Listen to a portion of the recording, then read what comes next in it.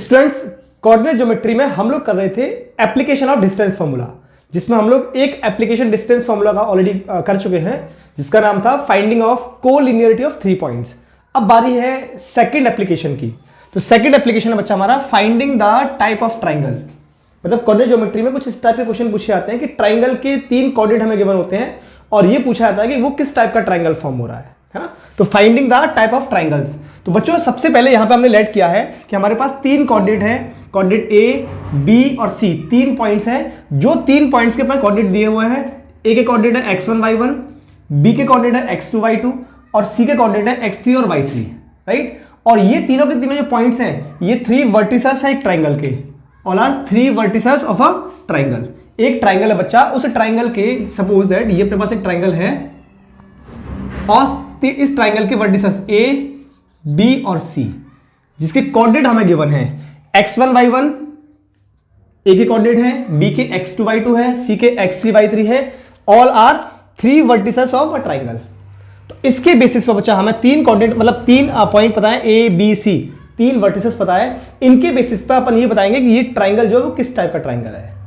तो बच्चा फर्स्ट मैंने बोला कि अगर हमारे पास suppose that first if a triangle is scalene, अगर हमारे पास ट्राइंगल स्केलन है तो इस बात की कंडीशन क्या होगी। कंडीशन ये होगी बच्चा कि अब ए बी सी, जिसमें से मैं ए बी डिस्टेंस फाइंड करूं by using distance formula, B C distance find करूं बाय यूजिंग डिस्टेंस फार्मूला और सी डिस्टेंस फाइंड करें बाय यूजिंग डिस्टेंस फार्मूला, तो इनके बेसिस पर अपन बताएंगे कि किस टाइप का ट्राइंगल है।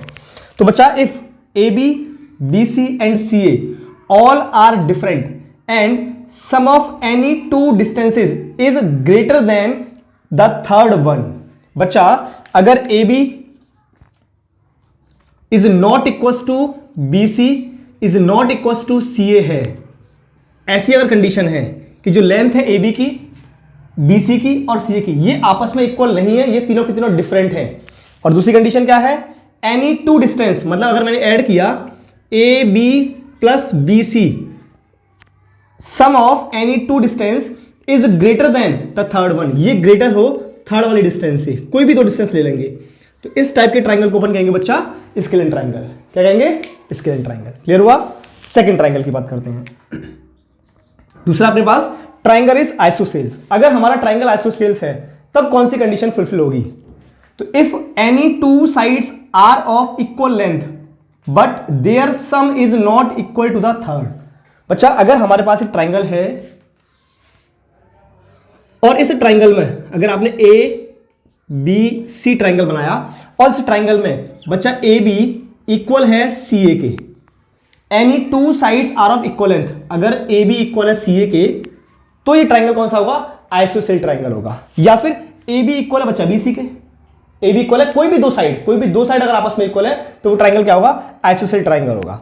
But there some is not equal to the third, लेकिन इन दोनों का जो सम है, जो 2 साइड आपस में इक्वल है, उन दोनों का जो सम है वो थर्ड साइड के इक्वल नहीं होना चाहिए।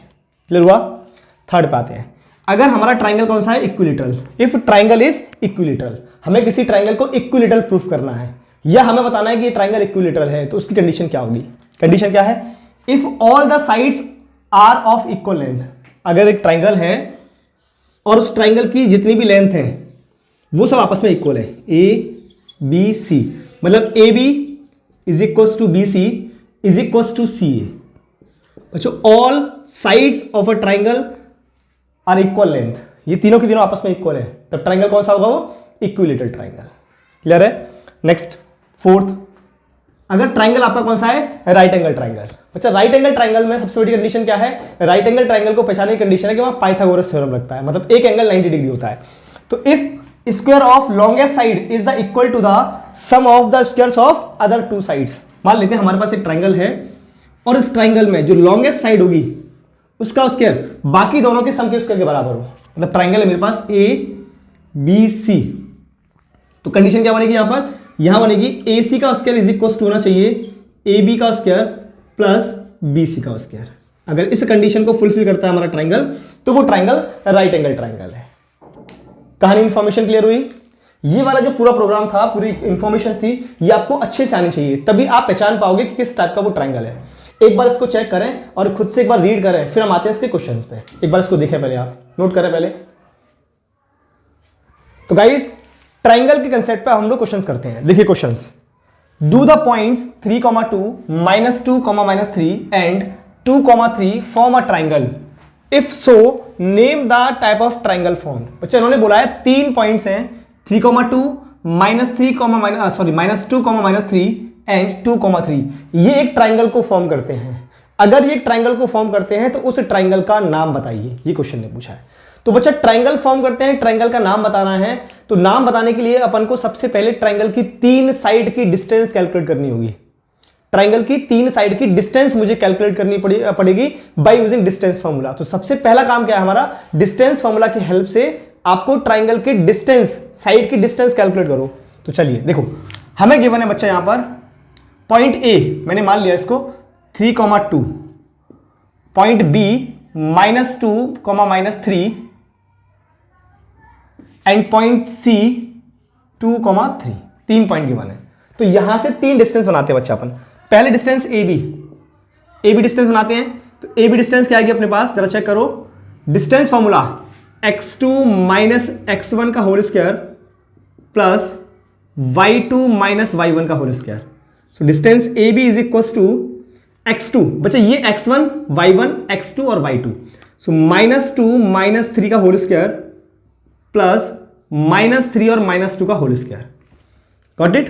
सो A B is equal to -2 -3 -5 का होल स्क्वायर 25 प्लस -3 -2 अगेन -5 का होल स्क्वायर 25। सो बच्चा ये आ गया अपने पास A B is equal to √50। चाहो तो आप लिख सकते हो उसको 5√2। ये हमारे पास ए बी आ गया, ये आपने ए बी फाइंड कर लिया। अब बच्चा हम लोग फाइंड करते हैं बी सी। क्या फाइंड करते हैं, B C. Again distance formula x2 - x1 का whole square plus y2 - y1 का होल स्क्वायर। चलो यूज करें, कोऑर्डिनेट्स गिवन है, आप वैल्यू रखें। बच्चा b और c निकालना है, ये x1, y1, x2 और y2। तो अपने पास क्या है x2, 2 माइनस और ये माइनस है तो ये प्लस हो गया, 2 + 2 इसका होल स्क्वायर प्लस y2 कितना है 3, माइनस है तो प्लस हो जाएगा। सो 3 + 3 इसका होल स्क्वायर। क्लियर हुआ। तो यहां से आ गया बच्चा BC अपने पास, BC इज इक्वल टू 2 + 2 4 का होल स्क्वायर 60 प्लस 3 + 3 9 और 9 का स्क्वायर कितना होगा 3 + 3 और 3 का क्या स्क्वायर है 3 + 3 मतलब 6 और 6 का square 36। So BC is equal to कितना आ गया 6 और 6 12 2 और 3 1 4 1 5 52। क्या गया बच्चा √52। BC आ गया। अब बच्चा मुझे फाइंड करना है CA बोलो या AC बोलो एक ही बात है, अपन CA बोल देते हैं। CA again bye using distance formula x2 - x1 का whole square plus y2 - y1 का होल स्क्वायर, है ना। चलिए देखें, CA इज इक्वल टू, बच्चा CA यूज कर रहे हैं तो ये x1 y1, this is the x2 y2। सो 2 - 3 इसका होल स्क्वायर प्लस 3 - 2 इसका whole square. So CA is equal to 2 - 3 -1 और -1 का स्क्वायर करोगे तो 1 प्लस 3 - 2 अगेन 1 उसका स्क्वायर 1। तो बच्चा ये कितना आ गया CA इज इक्वल टू √2। अब बच्चा यहां से ट्राइंगल तो फॉर्म हो चुका है ना, AB BC और CA। अब कंडीशन बनाते हैं, जरा चेक करो। अगर बच्चा मैंने इसका होल स्क्वायर, जरा चेक करना है यहां से, अब जरा अगर मैंने √52 का होल स्क्वायर किया इज इक्वल टू √2 का स्क्वायर, दैट इज इसको लिख देते हैं √50 का स्क्वायर एंड प्लस √2 का स्क्वायर। क्या इस कंडीशन को फुलफिल कर रहा है, क्या बन जाएगा ये बन गया बच्चे अपने पास 52 इज इक्वल टू 50 + 2। सो ये बन गया बच्चे अपने पास 52 इज इक्वल टू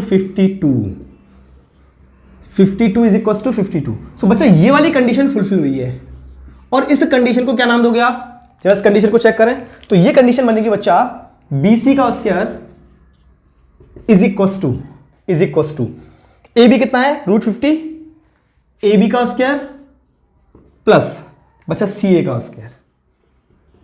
तो बच्चा ये कंडीशन किसकी है, ये कंडीशन तो राइट एंगल ट्राइंगल की है। किसकी है, राइट एंगल ट्राइंगल की। So this is a right angle triangle, this is a right angle triangle.